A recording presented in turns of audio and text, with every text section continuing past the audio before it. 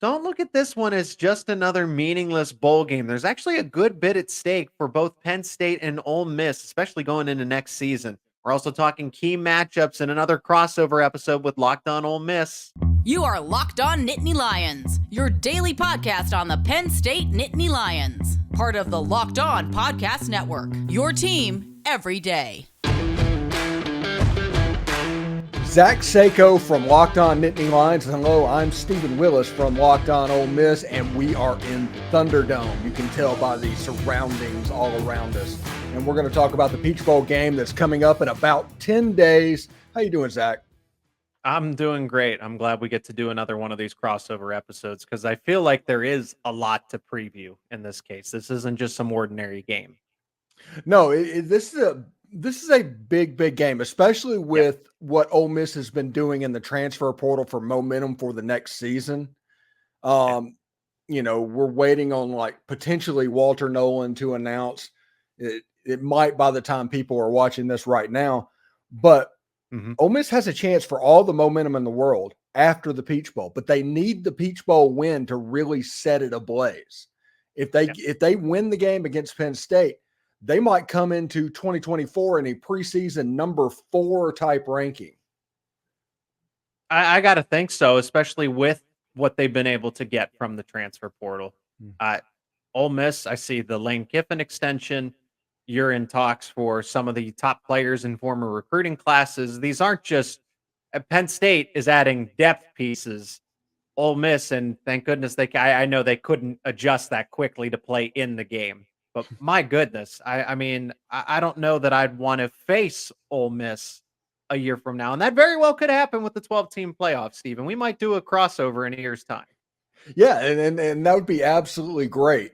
I would love for the people from State College, Pennsylvania, to come down to Vaught Hemingway Stadium and see how that goes. And, let's get that second meeting going and everything.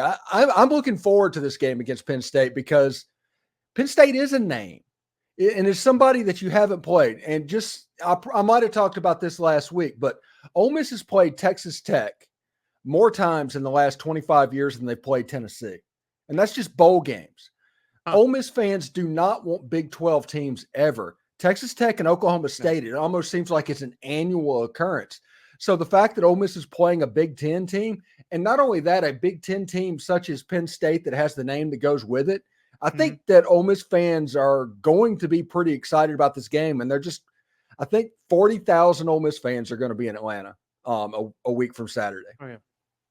Yeah, and Penn State fans travel very well, too. So you're going to get, I think, I would lean that it's kind of like the same thing with the Rose Bowl. Some of those games are tougher to be in attendance for, but it's kind of like the games that the Outback Bowls, some of the Orange Bowl, right, that Penn State has played in over the past 2 decades, right? I'm going back a little further, but those Florida Bowl games have been easier for Penn State fans to travel to. So I can't imagine that Atlanta, Georgia is going to be too far off the map.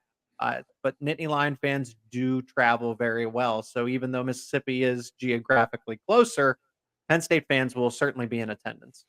Yeah, and it's a situation. The Peach Bowl is the weird bowl game. If you look at bowl games out there, it usually sells out. I think they're expanding capacity for this game.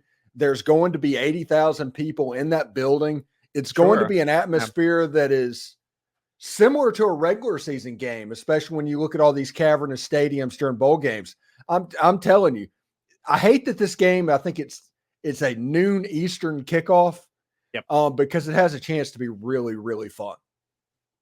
Well, if for Penn State's perspective, this is pretty par for the course because all of these games are because Fox, NBC, CBS, and Fox has had first dibs on a lot of the high-profile games. They're like, yep, this is another big noon game. So for all the Nittany Lion fans, for the Nittany Lion media, this is nothing different. This is totally expected, or I guess not necessarily expected, but we're used to this kind of thing.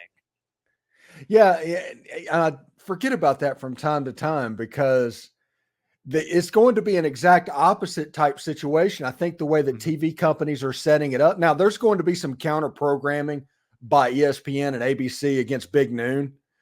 But if you look at the primetime game, that's where ABC, once they're getting the SEC slot next year, you're going to have two major national ABC SEC games pretty much every week. And I think it's going to be the 2:30 and the 7:00 at night slot. And then Big Noon, they're going to program it against it. But I think Fox might be smart for trying to own that time slot. Well, I know that I won't go too far into it because we're talking Penn State Ole Miss, but I know that Fox, CBS, NBC want to be able to line it up where they have basically the whole day of college football, where they have the one game to kick off at noon, 3:30, 7:30 Eastern time, right? And then what is formerly the Pac-12, the four teams coming over to the Big Ten, and have those games still later on at night. So eyeballs will be on the Big Ten through CBS, NBC, Fox, whoever those networks are in the later hours. But that's what they want to do. They want to dominate the whole Saturday from noon Eastern time to after midnight. Yeah. And it's honestly the same thing that they're playing. Let's just be real about this. At the end of the day, everybody was talking about the Power Five conferences were going to break away and there's going to be a 64 team super conference and all of that stuff. I don't think that's the case. I think it's not going to be much bigger than it is right now with the Big Ten and the SEC, maybe a few more teams, but that looks to be the direction that college football is going. Yeah, money talks. And the TV networks have a lot of influence and a lot of people have bought into it. Anyway, early signing day was Wednesday. How are Penn State fans transitioning from the signing day? Because Penn State is like Ole Miss. We have been engrossed in the transfer portal and in recruiting leading up to this. It's kind of dominated our entire thoughts to where we're going to have to turn the page to get ready for Penn State. Now, I think we are going to, but right now it's like completely one direction. What's it like up in Penn State? So Penn State's going to finish with the top 15 class for 2024. No drama. I like that Penn State has gone through all of these changes. I don't know that I necessarily like all the change. Manny Diaz to Tom Allen, right? You're getting a very good defensive coordinator, but in a lot of cases for other programs, unlike Penn State, you might lose some players to the transfer portal because a coach leaves or a coach is fired. And that's somebody that you commit to. And James Franklin pointed this out in a press conference that he asks the players if they're going to commit to him and commit to Penn State. And that's very telling for multiple reasons. One, you create a foundation, you create stability, okay? Because Manny Diaz was always going to take a head coaching job unless this was a dumpster fire at Penn State, and it never was. It was far from it. He talked about J1 Sider, the running backs coach, one of the better recruiters on Penn State staff, possibly taking a head coaching job in the future. Said the same thing about Anthony Poindexter, safeties coach. And he says, commit to me, James Franklin. Well, that also says something too, that if he's very open and honest about that Penn State players, or if players need to commit to James Franklin, that means Franklin's not going anywhere for any foreseeable future, that there's no plans, there's no idea, there's no secondary thought that, well, Franklin could be on his way out, or Franklin could take another job, or some higher bidder is going to come in and try to take James Franklin away. Some Penn State fans are going to be that great. That's foundation. That's awesome. Stability. Other fans are like, I can't wait for him to leave as soon as possible. So for those fans, you're not going to get your wish anytime soon. Thanks again for making the Locked On Ole Miss podcast and Locked On Nittany Lions podcast your first listen of the day. We're just getting started. As players continue their opt-outs, we're getting an idea who's going to play in the game. What should we watch for in the Peach Bowl? When you're hiring for your small business, you want to have as many top-tier candidates as possible to interview. That is why you have to check out LinkedIn Jobs. LinkedIn Jobs has the tools that you need to help the right professionals for your team faster and for free. Now, I don't need to put this. Hiring somebody for your small business is like hiring a football coach in a way. If you hire the right guy, he's going to have you in the conversation for the playoff. If you hire the wrong guy, you're going to be making that hire again in 3 years. The only difference is in the real world, you might be making that hire again in 3 weeks, not 3 years.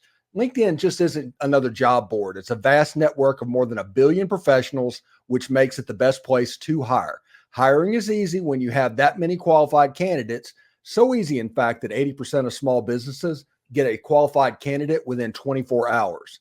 LinkedIn knows that small businesses are wearing so many hats, and you don't have the resources to go through this over and over and over again. So thankfully with LinkedIn, the process is intuitive, quick, and easy. They even just launched a new feature that helps you write job descriptions, making the process a little bit even more easy and quicker. Post your job for free at linkedin.com/lockedoncollege. That's linkedin.com/lockedoncollege to post your job for free. Terms and conditions apply. Locked On has launched the first ever national sports 24/7 streaming channel on YouTube. Locked On Sports Today is here for you 24/7, covering the top sports stories of the day with the local experts of Locked On, plus our national shows that cover every league. Go to Locked On Sports Today on YouTube and subscribe to the first ever national sports 24/7 streaming channel. All right, Zach. So we talked about this transition from signing day, and it's a weird thing in a bowl game because you do on all the recruiting stuff, like one gear, and you're going 100 miles an hour one direction. You hit the brakes and you have to go another and play a football game. And add to all that, all of the opt-outs and the roster uncertainty that could happen. We all knew about Chop Robinson. We knew about the coordinators at Penn State. What else is going on with the opt-out situation at Penn State?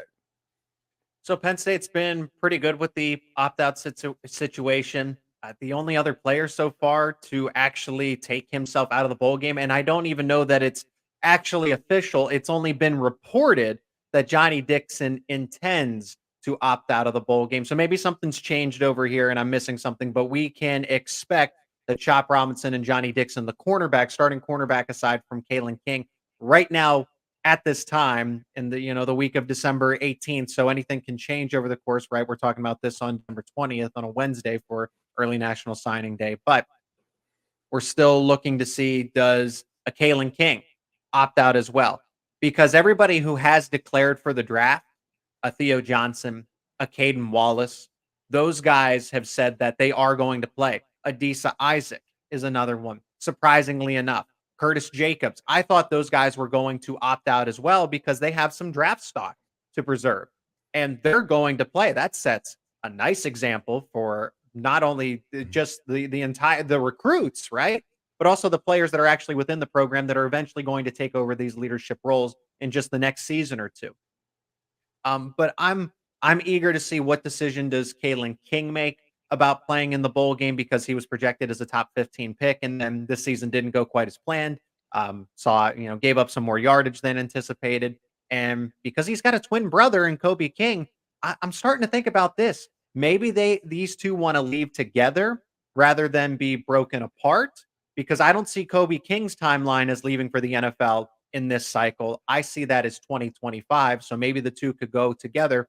And Kalen King, I think, has a little more to prove because of a down season this in 2023. One thing that I find is really interesting, and Ole Miss goes through this quite a bit. I think the pendulum on opt-outs is kind of swinging the other direction. We're starting to hit equilibrium. Yeah. To where if you are a top 10 pick, yes, opt out. Absolutely. That's far too much money to even mess with it. But at the end of the day, football players play football. And that is kind of what is winning out right now. Ole Miss had Matt Corral famously in the Sugar Bowl a couple years ago. He played in the bowl game, actually got re-injured in the bowl game, but he played in the bowl game. This year, they're not having any true opt-outs. The only eligibility issue that they'll have is Spencer Sanders is not going to be available in the game. Yep. And that's just a situation to where it's not an opt-out thing. It's an eligibility thing, which is that normal tried and true bowl thing that most schools have had to go through over the years. That's actually a good thing. And Ole Miss fans are probably pretty excited about that, because there's been a camp when Spencer Sanders came in that thought that he was kind of extra in the quarterback room, and everything was building with the backup. Everybody was wanting to see Walker Howard. Everybody wanted to see that. And there's a camp that said, hey, every snap that Spencer Sanders takes is a wasted rep that Walker Howard could have. Mm-hmm. And so in this Peach Bowl, just Walker Howard being the next man up on that, there's going to be people watching this game about, hey, are we going to get a glimpse? Now, we're not going to have a quarterback competition or anything like that in the going into the spring, but Walker Howard's one of those uber elite talented football players that Ole Miss fans just are ready to see. Oh, and I remember him as the LSU commit, and then he Mm, ultimately transferred to Ole Miss. And I know what talent is in that quarterback room, and I'm wondering, just because he is talented, how much longer he's going to want to wait because Jaxson Dart is returning, and he's not going to displace him. I don't think there's going to be a quarterback battle next season. no. And you don't want to wish injuries upon anybody, but that's the only way that I see Walker Howard getting his opportunity for against Jaxson Dart. Yeah, in this season, the way Jaxson Dart plays quarterback, and you'll notice this in the Peach Bowl, is Mm-hmm.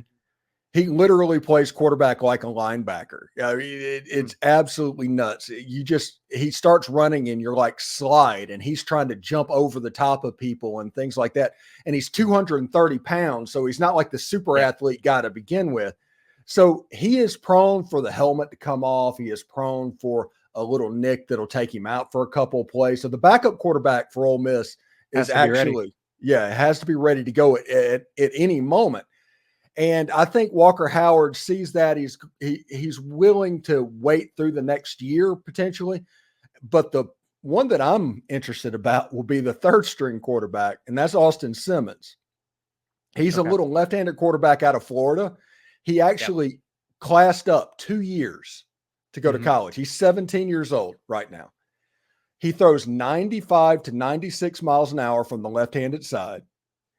And he is going to graduate college because of the AP courses he took in high school, Yep. December of 2024. So that is probably the one that Ole Miss fans are going to look at because he still has that free one-time transfer available to him. Yep. No, and I remember seeing him as a prospect and just that factor, what he's done in school, reclassifying, committing to Ole Miss too. I mean, thank goodness Ole Miss is not in the Big Ten because I look at the likes of Oregon right now that have done just. I don't know if this is standard. It feels like the Ducks and Dan Lanning seem to get those last second commits on early National Signing Day and really make an impression. They're taking players from Ohio State. They're taking players from USC. It's just like, man, that's coming to the Big Ten. So it's kind of, I would say, it's similar and identical to what Ole Miss is doing. It's like, thank goodness that's in the SEC. You're not seeing that with Oklahoma and Texas. You're seeing the teams that are already firmly in the Southeastern Conference. Ole Miss, I'd say a little bit of Alabama, just from what we've seen on early National Signing Day here. That I don't know that you want to go up against the Rebels in 2024. I really don't. But it's a nice, like I said, I've always framed this as it is a good measuring stick for both programs to see, Mhm. okay, if Ole Miss wins, what does that do for 2024 with the additions that you're adding? And then for Penn State isn't subtracting a lot, but they're not adding a whole lot either. They're returning a lot. So if you can beat Ole Miss at this level, that's a good indicator for where you're going to start 2024, even though you are going to get a new offense and a new defense. I don't think you're going to deviate so much on defense. You're going to get similar type of stuff, just you're going to have more Tom Allenisms in this case. But Andy Kotelnicki, I think, is going to have a completely different strategy. And I hope so, because what Mike Yurcich was doing wasn't working. But my point being, if you can win in this situation right now against Ole Miss, and then you're adding those elements, it's not so much about the player, it's more about the coaching staff and the leadership, and then the veteran experience that is coming back for Penn State. So Ole Miss is capitalizing on all these additions that can make the program better. It's the little things that don't show up in the box scores for Penn State that that make you hopeful for what they can be in a 12-team playoff. Whenever we come back, I'm going to have a question because I cannot pronounce the last name of your offensive coordinator coming in. I Kotelnicki. apologize. Kotelnicki. Colton Nicky. But he is not an offensive coordinator that you think, looking at what Kansas had, that Drew Allar matches up with stylistically with. Now, is there somebody in the wings that might be a better fit for what he's doing? I'll have questions about that whenever we come back in just a second, but I do want to say there's still more to come on this Locked On podcast, part of the Locked On Podcast Network, your team every day. We take a temperature check of each fan base leading up to the game and figure out stylistically how Penn State's offense might look a little bit different next year as opposed to what they have this year. You know, I do want to say, as the weather gets colder, the NFL offers Stay Hot on FanDuel. Right now, new customers can get $150 in bonus bets with any winning $5 money line bet. That's $150 if your team wins. If you've been thinking of joining FanDuel, there's no better time to get in on the action. The app is so easy to use, and there's a wide range of betting options, including spreads, player props, over-unders, and more. So visit FanDuel.com/lockedon and kick off the NFL season. FanDuel, an official partner of the NFL. Thanks for making this Locked On podcast your first listen of the day, and shout out to the everydayers. Locked On has launched the first ever national sports 24/7 streaming channel on YouTube. Locked On Sports Today is here for you 24/7, covering the top sports stories of the day with the local experts of Locked On, plus our national shows that cover every league. For your second listen, go to Locked On Sports Today on YouTube and subscribe to the first ever national sports 24/7 stream channel. Be part of history. All right, Zach. I mentioned this going into the break, and I just wondered, Drew Allar's, I may probably, if I butcher last name, I apologize. But how would he stylistically fit in the offense that it looks like Penn State is going to be running next year? Is this an audition of sorts for him going into the spring and into the fall? Drew Allar's the starting quarterback one way or the other, whether it's Kotelnicki's offense or former Mike Yurcich, or if they were to, for some reason, if they had promoted J1 Sider, Ty Howell. Drew Allar, I don't want to say he is not a player that is, I guess, a scheme type of quarterback in a sense. Like, no, you're not going to put him into a triple option, obviously, but everyone says, well, so-and-so's a system quarterback, or so-and-so wouldn't be able to flourish without without this coordinator or this coach. I feel like Drew Allar is systemless because of all the things that he can do with his arm talent. The utter disrespect, Steven, that I've seen, if you go onto X and you search Drew Allar's name into the search bar, and just the absolute garbage, trash takes, the negativity, because the media companies get it right when they're looking at Heisman candidates for next season and they nominate who are the top 10 quarterbacks. And Drew Allar's not in the top 3, because this past season didn't really deserve to be, but he should be in the discussion when it comes to top 10. And then hopefully a coordinator like an Andy Kotelnicki will be able to vault him into the top 5. To answer your question directly, Drew Allar fits in this offense because Andy Kotelnicki is going to be smart and tailor his needs to Drew Allar's needs. Okay. You had Jalen Daniels, who was a dual threat quarterback, and Bean as well at Kansas that could do other things. Drew Allar's not a statue. He's not a track star either, but he can move. They're going to run the way that Kotelnicki talked about it. They're going to run spread elements. They're going to run a spread base with pro style elements.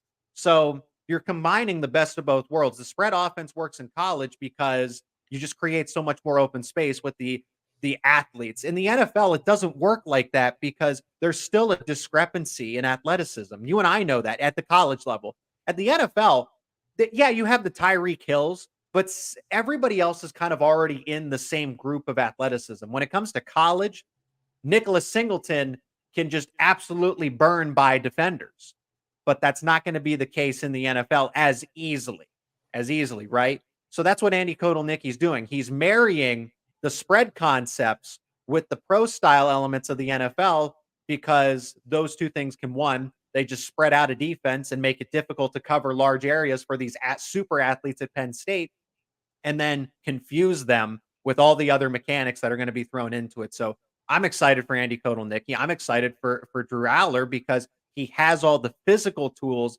It's just a matter. If I'm going to criticize anything about Drew Allar, it's his confidence, because as a quarterback, you have to be stone cold. You have to be rock solid when adversity hits. And I feel like Drew Allar, in the 2 losses in the season, he did not necessarily respond the way I would have wanted him to as a leader of this team. And I think that will come. Remember, he's only 19, turning 20 years old. So that will develop, but all the physical tools are there, Steven. It's just a matter of him getting situated with how he approaches the game from a mental standpoint. All right, coming into this football game, what are a couple of position matchups that you'll be looking for? Is like, hey, I know that this game is going well if this happens.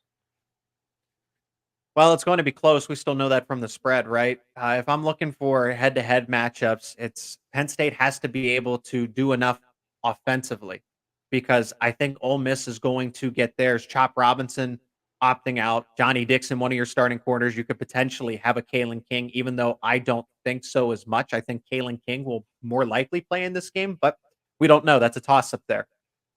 The passing attack that you have with three different options for Jaxson Dart, Ole Miss is going to put up points, and you lose Manny Diaz coaching this defense. Yeah, Anthony Poindexter was the co-defensive coordinator, and within the system, you still have Terry Smith, the another assistant coach there working on the defense. But you're going up against an Ole Miss team that's going to be healthy, completely reloaded, playing for the start of the 2024 season. No opt-outs, not a lot of draft considerations here, right?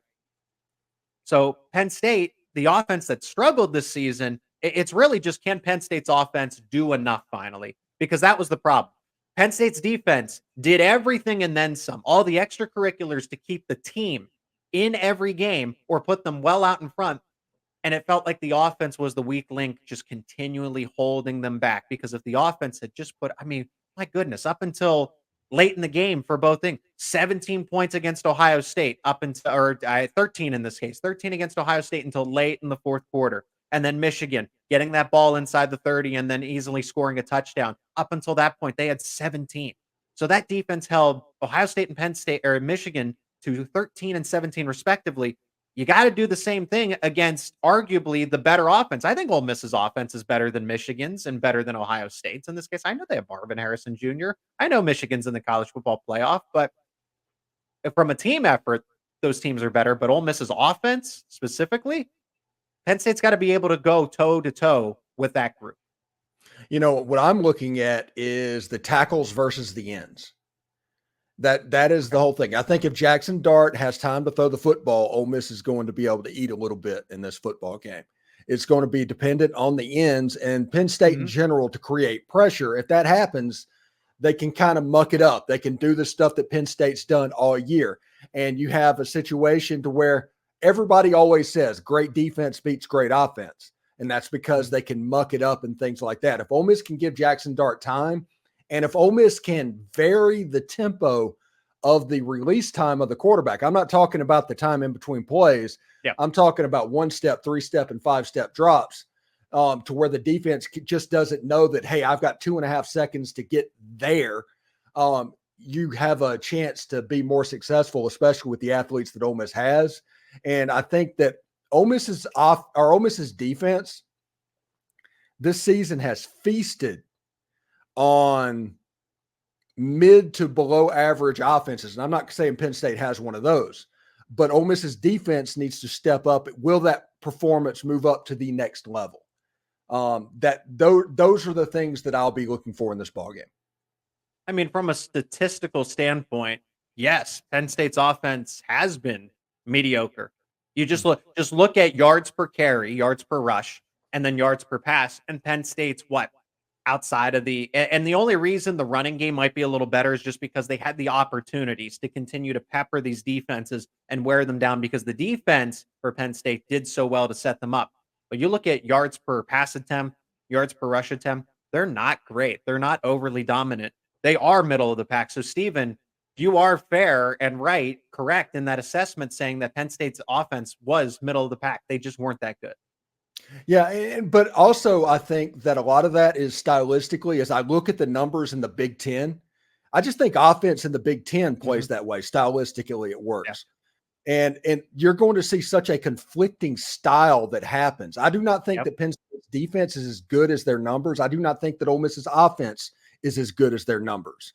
I think it's somewhere a little bit closer than we think it is. And because of that, I'm going to give the score when we're back in Thunderdome next week. Yeah. I'm right now, I'm like at a field goal game either way. And I mean, that's what Vegas has had it as all along. It's been it opened up at 2.5. It's moved to 3.5 in favor of Penn State.